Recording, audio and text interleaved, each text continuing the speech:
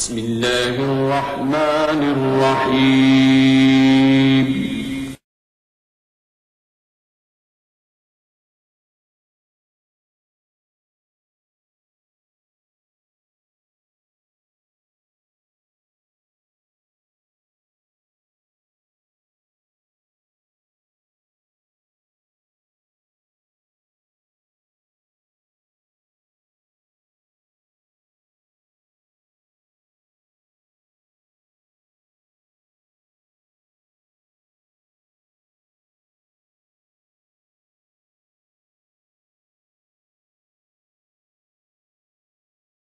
صبح کی نماز رسول اللہ پڑھا رہے تھے، سورہ علم جیسے ہی پڑھ چکے تو ایک اور سورہ شروع کر دیا۔ ایسی سورہ علم کا کیا پہلی رکعت میں رسول اللہ ایک سورہ پڑھنے لگے، سب پہلی بار سن رہے ہیں وَالْعَادِيَاتِ ضَبْحًا فَالْمُورِيَاتِ قَدْحًا فَالْمُغِيرَاتِ صُبْحًا۔ اب یہ سورہ پڑھا تو سب کہنے لگے یا رسول اللہ کا نیا سورہ کہنے ابھی تو اترا ہے۔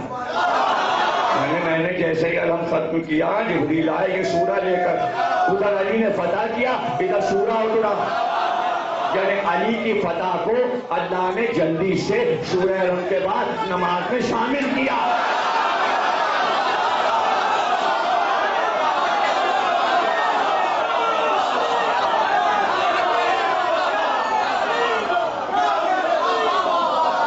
سنت کی تفسیر مظہری اس نے بھی لکھا ہے، تمام اہل سنت مفسرین کہ بھئی یہ سورہ اس طرح اترا، اس کی شان نزول یہ۔ لیکن عجیب بات ہے کہ جہاں پر کچھ سمجھ ہی نہیں آتا کیا کہیں اور کیا نہ کہیں، اور کہہ دیں تو پھر فیس بک پہ آ جائے۔ بات ہوگی سچی مگر اسے ٹیڑھی کر کے پیش کر دیں گے۔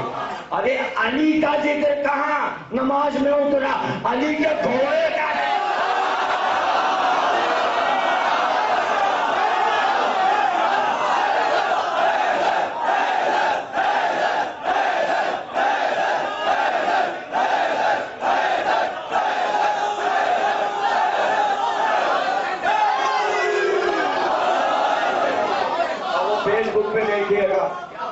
میری تقریر کا ایک ٹکڑا ڈال دیا، بڑا تیر مارا، بڑا کمال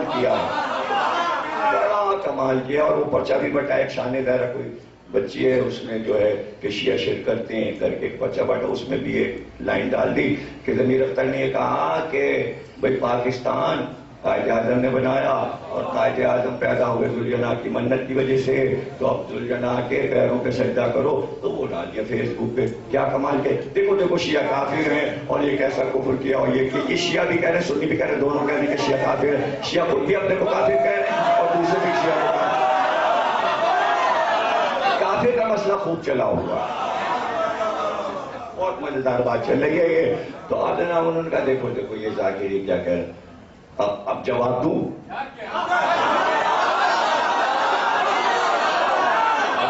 حالانکہ وہ ایک مزاح طنز ہے، سجدے کے معنی شکرانہ کرو، یعنی عبادے کی کیفی آزمی، مشہور شاعر۔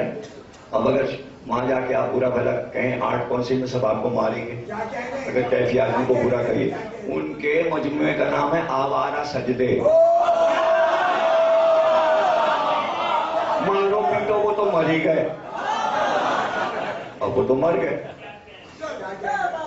ان کا داماد ہے آج کل بڑا مشہور شاعر ہے، آج کل وہ بڑا مشہور ہو رہا ہے، مگر کیا مشہور ہو رہا ہے، اس نے اپنے کلام کا ترجمہ انگریزی میں ڈیوڈ میتھیوز سے کروایا، وہ وعدہ تھا بہت ڈالر دیں گے، وہ رو رہے ہیں کہ پیسے بھی خود کما رہا ہے وہاں بمبئی میں اور دوسرے پروفیسروں کو نقصان پہنچا ہے۔ تو آوارہ سجدے کس سے شکایت کریں گے کیا کہ سجدے بھی آوارہ ہو؟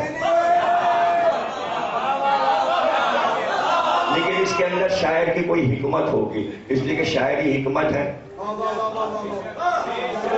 شاعری کو آپ برا بھلا کہہ نہیں سکتے، اس لیے کہ عربوں نے جو شاعری کی ہے اور جو مدرسوں میں پڑھائی جاتی ہے، اللہ اکبر، وہ ایام جاہلیت کے قصیدے، کوئی قصیدہ ایسا نہیں ہے جس میں عشق و معشوقی کا ذکر نہ ہو، اور وہی شیعہ سنی مدرسوں میں بچوں کو پڑھایا جائے۔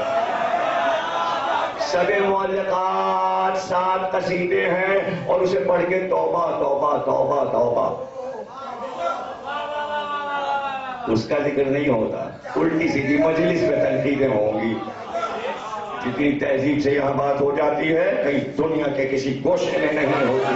اور جس احتیاط سے بات ہو جاتی ہے اور جس پاکیزگی سے بات ہو جاتی ہے کہیں کوئی کر ہی نہیں سکتا. کسی میں مجال ہی نہیں ہے کہ اتنی پاکیزگی سے گفتگو کر سکے. تو آپ کو میں بتا رہا ہوں کہ بھائی سجدے کا مطلب ہے جاؤ شکریہ ادا کرو. سجدے کا مطلب ہے کہ سپہ صحابہ سے کہا کہ تم کیوں ذوالجناح کے دشمن ہو گئے ہو. بھائی وہ تو قابل احترام ہے کہ جاؤ پاکستان بنا ہے اس کی وجہ سے قائد اعظم پیدا ہوئے منت میں ذوالجناح کی اور انہوں نے پاکستان بنا دیا تو تم اب پاکستان مدھم کرو. اس کا مطلب یہ ہے اس کا نہ کفر مطلب ہے نہ اس کا مطلب شرک ہے. لیکن اب جواب دے دو. اسی گھوڑے کا ذکر اللہ نے نماز میں پڑھوا دیا. اب لاجواب تو میں جانوں. اب اس کو فیس بک پہ ڈالو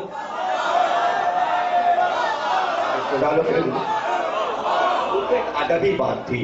غالب کا مشہور قصیدہ ہے ان کے دیوان میں موجود ہے حضرت علی کی شان میں. اس میں غالب نے کہا کہ دلدل تو علی کا وہ ہے کہ جیسے جیسے وہ سم بناتا جائے میں ہر سم پہ سجدہ کرتا جاؤں.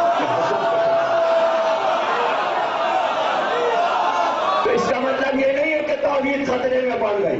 اس کا مطلب یہ ہے کہ جس کے پاس جو قیمتی چیز ہوگی وہ نذرانے میں دینا چاہے گا. سجدے سے پڑھ کے انسان کے پاس کچھ نہیں آئے. تو آپ اس جانور کی وفا پر شاید یہ کہہ رہا ہے وہ ایسا کرے گا نہیں. ایسا نہیں کرے گا کہ دلدل نکلے تو غالب سجدے کرتے چلے جا رہے ہیں.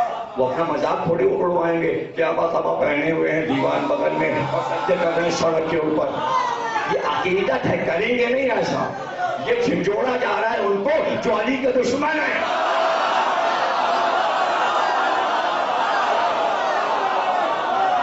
یہاں میرا یہ مطلب نہیں ہے کہ ذوالجناح کو سب سجدے کرنے لگے. بالکل نہیں کریں. آپ کیا ضرورت ہے سجدے وجدے کرنے کی. ذوالجناح کو کیا سجدہ. آپ کو بتایا جا رہا ہے ذوالجناح کی یہ اہمیت ہے. اس شریف جانور کی دشمنی نہ کیجیے. اس لیے کہ اللہ نے سورہ الحم کے بعد اپنے نبی سے نماز میں یہ پڑھوایا کہ ایک طرف نبی یہ پڑھ رہے ہیں صبح کی نماز میں الحمدللہ رب العالمین الرحمن الرحیم والے اور ایک دم سے پڑھنا تیز دوڑتے ہوئے گھوڑوں کی قسم. اس کے صبح سے اٹھتی چنگاری کی قسم. اس کے منہ سے گرتے جھاگ کی قسم. ارے گھوڑے کے منہ کا جھاگ اور اس کے سم نماز کا حصہ بن گئے.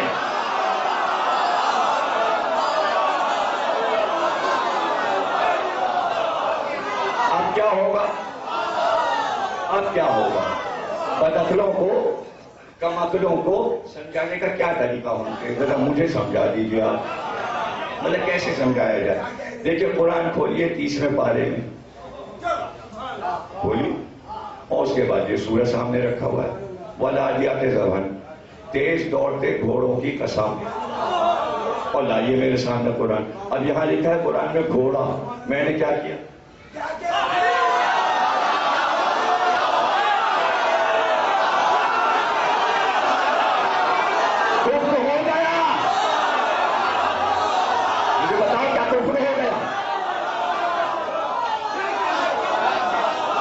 قرآن میں لکھا تھا گھوڑا.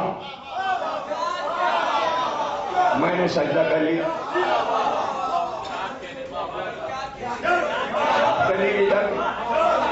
تو پھر کیا فتویٰ لیں گے.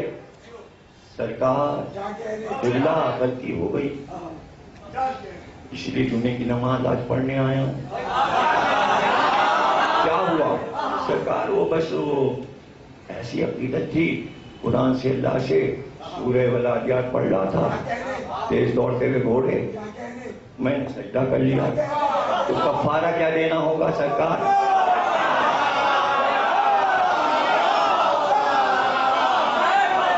نہیں تو سرکار جواب کیا دیں گے. کیا جواب دیں گے.